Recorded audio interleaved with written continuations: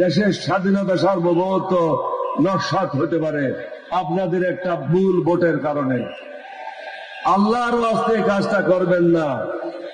যারা বেঈমানি করেছে, অতীতে যারা দুর্নীতি করেছে এবং তারা দুর্নীতিতে সিদ্ধহস্ত, তাদেরকে ভোট দেওয়ার কোনো কারণ নাই।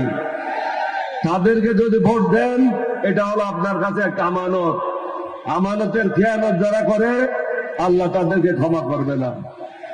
আপনি যোগ্য প্রার্থী ভোট দেবেন, কোনো মার খাবে না।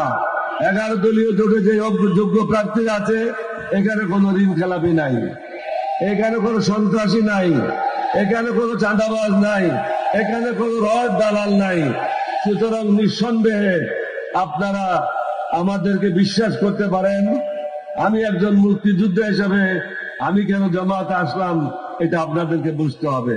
কারণ আমি যেটা করতে পারি নাই, এখন শফিক সাহেব সে দায়িত্ব নিয়েছে, তার নেতৃত্বে সেটা হবে। সমগ্র বাংলাদেশে মানুষ স্বাধীনতার যে সুফল সেটা ভোগ করবে।